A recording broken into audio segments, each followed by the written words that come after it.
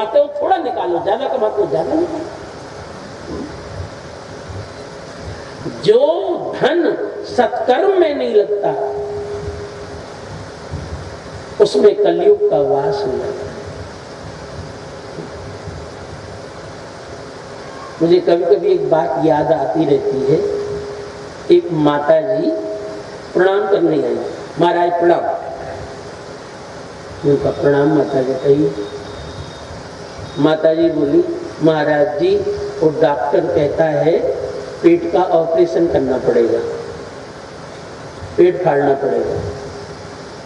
मैंने कहा माता जी आपने जीवन में कभी न तो किसी ब्राह्मण को खिलाया, न किसी गाय को खिलाया, न किसी साधु महात्मा को खिलाया, अकेले अकेले खाई। तब भगवान कहते हैं पेट फाड़ के निकालूंगा। हाँ? 100 चोट सुनार की तो फिर एक चोट लोहार। समझ गए? जो इन बातों को भूल गए, आप सत्कर्म को भूल गए। सत्कर्म क्या होता है? आज उन्हीं की दुर्दशा है। धन कमाने में पाप का आप करते हैं, पर सत्कर्म को भूल गए आप। कथा सुनने के बाद फिर से रास्ते पर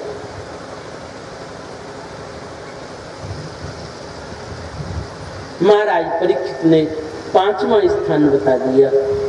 जो धन सत्कर्म में न लगे उसमें कलयुग का वास हो।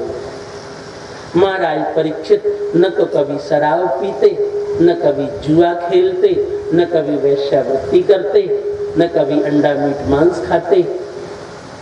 कलयुग आता ही कैसे? पर एक दिन महाराज परीक्षित अपना खजाना देख रहे थे। मेरे पूर्वज कितना धन छोड़ करके गए, खजाना देख रहे थे। और उस कोष में स्वर्ण का मुकुट निकला,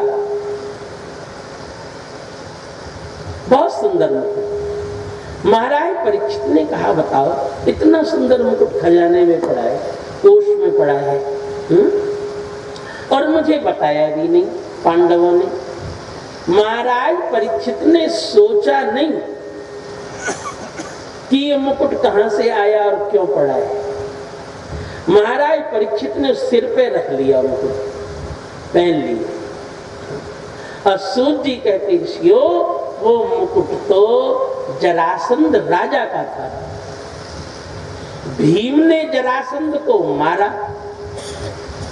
अब दुष्ट की संपत्ति पांडवों ने तो अपने काम में ली नहीं, पर परीक्षित को पता नहीं था। उसने सिर पे रख लिया और उसी समय सिर पे कलयुग का वास हो गया। जो महाराज परीक्षित कभी शिकार नहीं खेलते थे, मांस नहीं खाते थे, आज उनकी प्रवृत्ति मांस की ओर हो गई। शिकार खेलने के लिए चले। क्या समझे आप इतनी बात का मतलब? याद रखना, यदि बुद्धि शराब की ओर जा रही हो, अंडा मीट मांस की ओर जा रही हो, जुआ की ओर जा रही हो, वेश्यावृत्ति की ओर जा रही हो, तो समझ जाना सिर पर कलयुग सवार हो गया है।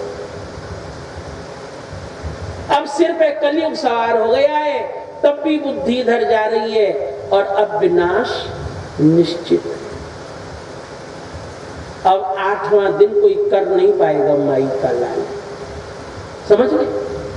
सुखदेव जी आगे कथा सुनाने बहुत अलग विवाद, पर कोई माई का लाल 8वां दिन कर नहीं पाया। भले व्यास पराशर वशिष्ठ सब आ गए। समझ जाना, यदि बुद्धि शराब की ओर जा रही हो, वैश्यावृत्ति की ओर जा रही हो, अंडा मीट मांस की ओर जा रही हो, जुआ की ओर जा रही हो, समझ जाना अब विनाश होने वाला है। सावधान हो जाना। और याद रखो, कलयुग अर्थात विनाश किसी के हाथ पैर नहीं तोड़ता, उसका तो एक सूत्री कार्यक्रम है बस। कलयुग का एक सूत्री कार्यक्रम है, क्या? बुद्धि बिगाड़ता है बस। और आप बताओ, जब बुद्धि बिगड़ गई तो बाकी क्या रहेगा? विनाश तो अपने आप ही हो जाएगा।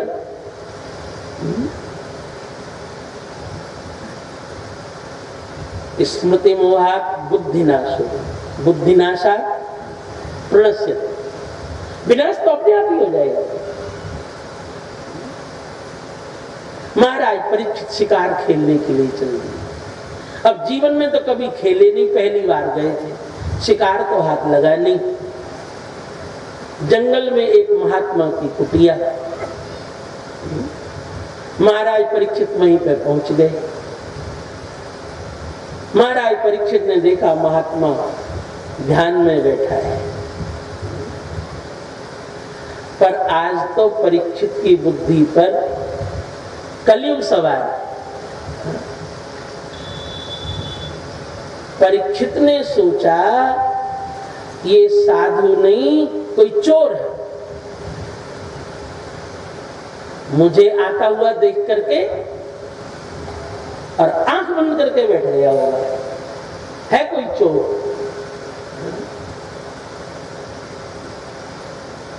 क्या समझे आप? जब संत महात्माओं में, महापुरुषों में जब दोष दिखाई देने लगे तो समझ जाना अब विनाश का समय आ गया। पूरी दुनिया तो कह रही हो ये महापुरुष है, और आपको दोष दिखाई दे रहा है। इसका मतलब क्या है? कोई वस्तु सबको तो सफेद दिखाई दे रही है और आपको काली दिखाई दे रही है। इसका मतलब कृपया आप अपना चश्मा ठीक कराइए। सबको सफेद दिख रहा है, आपको काला क्यों दिख रहा है? आप अपना चश्मा ठीक। सब तो कह रहे हैं महापुरुष है, आपको दोष दिखाई दे रहा है। समझ जाना अब विनाश सिर के ऊपर मंडरा रहा है। और बहुत ध्यान से सुनना,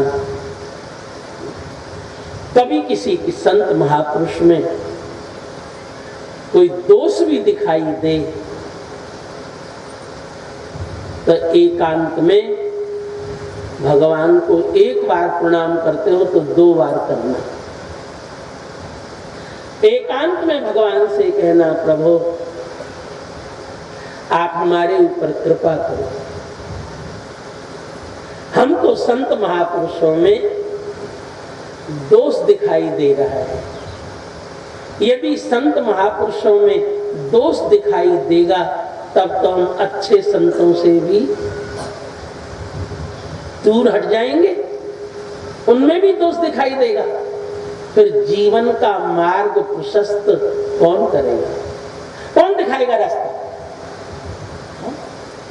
नेता की अभिनेता? कौन दिखाएगा फिर जीवन का रास्ता? इसीलिए हे नारायण आप हमारे ऊपर कृपा करो, हमको किसी संत महापुरुष में दोष न दिखाई देगा, हो तब भी हमको दिखाई नहीं देगा।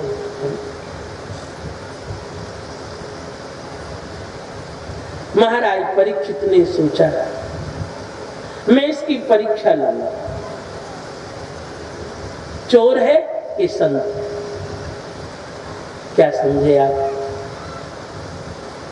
कभी भी किसी संत की परीक्षा मत लेना। तुम्हारी श्रद्धा हो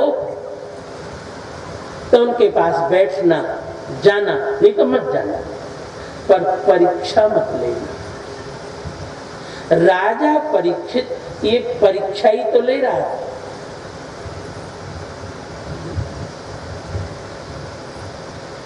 कोई बात आपको नहीं आती है साधना संबंधी, भगवत संबंधी, तो जिज्ञासा करना, जरूर पूछना। और जहां पर ये लिखा है पूछना, वहां लिखा हुआ है तद विद्धि प्रणिपातेन परिपृष्टेन सेवया। समझे?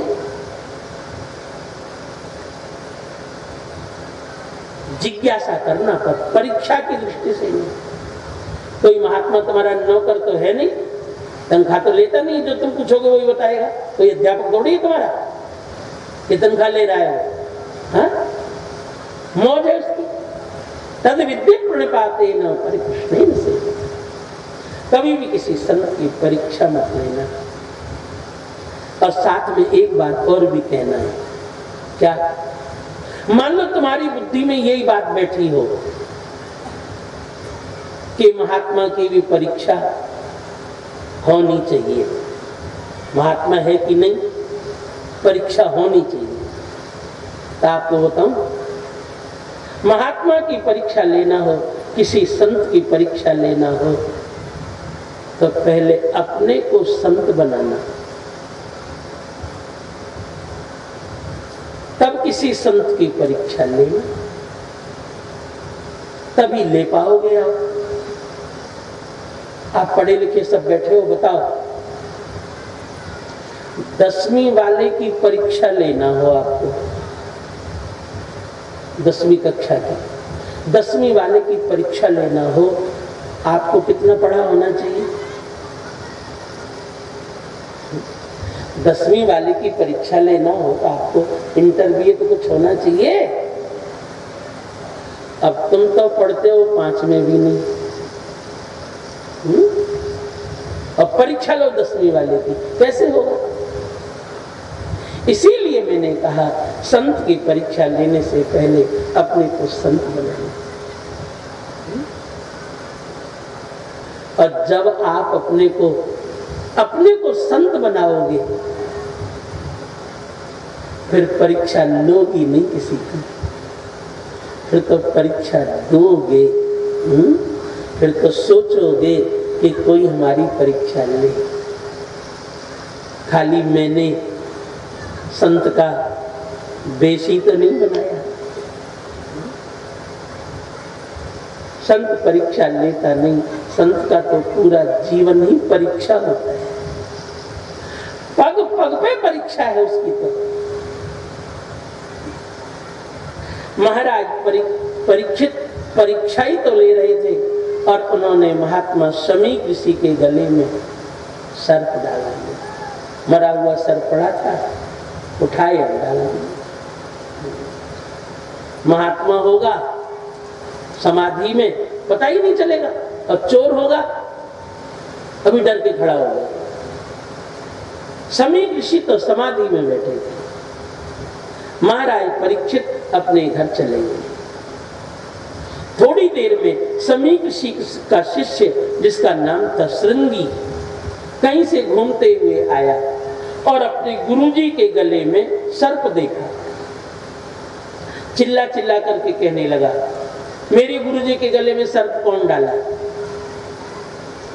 महात्मा बोले, जंगल के भैया, और तो कोई यहाँ आया नहीं इस वजह से।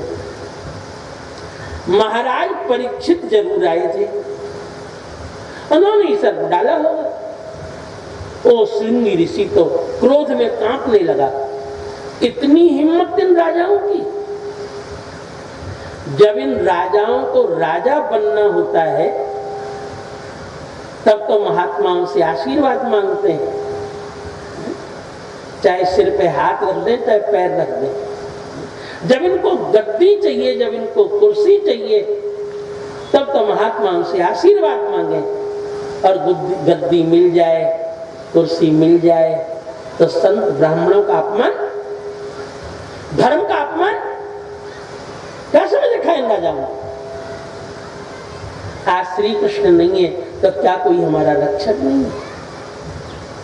अरे श्री कृष्ण नहीं है, पर उनकी कृपा तो सदैव हमारे साथ रहती है। हम अपनी रक्षा कृष्ण कृपा से करते हैं। क्या समझ रखा है इन राजाओं? समीक ऋषि ने तो क्रोध में आकर के शाप दे दिया जल लेकर। जिस राजा परीक्षित ने मेरे गुरुदेव के गले में सर्प डाला है, उसी राजा परीक्षित को यही तक्षक सर्प 7वें दिन दसेगा। संसार की कोई शक्ति बचा नहीं। शाप। समीक ऋषि के नेत्र खुले। समीक ऋषि ने पूछा, बेटे क्या हुआ? बहुत अच्छी तरह सुनो सब लोग, क्या हुआ? श्रृंगी ने कहा, राजा परीक्षित आए थे, उन्होंने आपके गले में सर्प डाल दिया। समीक ऋषि ने कहा, अच्छा राजा परीक्षित आए थे?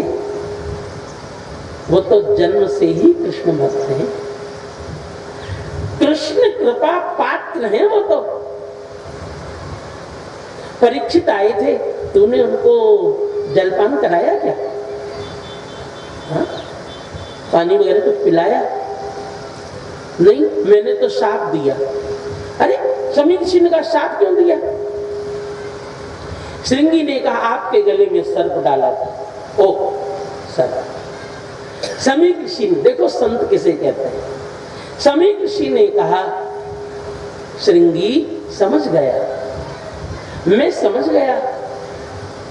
महाराज परीक्षित जंगल में आए थे, उन्होंने मुझे देखा होगा समाधि में। जंगल है, फूलों का हार नहीं मिला होगा, तो सर्प का ही हार पहना दिए। क्या हुआ? शंकर जी भी तो पहनते हैं। इसका नाम है संत। किसी में दोष देखना नहीं जानता। पर गुण परमाणुन परवती कृत्य नित्यम निज हृदय विकसंतः संति संतः कियंतः। दूसरे के छोटे छोटे गुणों को जो बड़े बड़े समझता है, केवल गुण देखना जानता है, उसका नाम संत।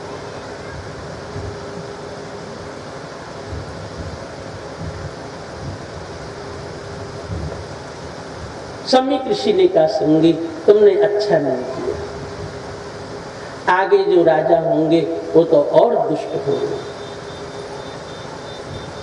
समीक ऋषि ने अपने 2 शिष्य बुलाए, जाओ महाराज परीक्षित को बता दो, गलती से शाप दे दिया गया है। देख, गलती से शाप दे दिया गया है, वो अपना कोई उपाय कर रहे हैं। आज के 7वें दिन उनकी मृत्यु होगी, तक्षक सर्प डसेगा, संसार की कोई शक्ति बचा नहीं सकती। वो अपने कल्याण का कोई उपाय कर ले, गलती से साथ मिल गए। 2 शिष्य बताने के लिए गए। महाराज परीक्षित घर पर पहुंचे ही थे, जैसे ही उन्होंने मुकुट सिर पे से उतारा, बुद्धि तो शुद्ध हो गई।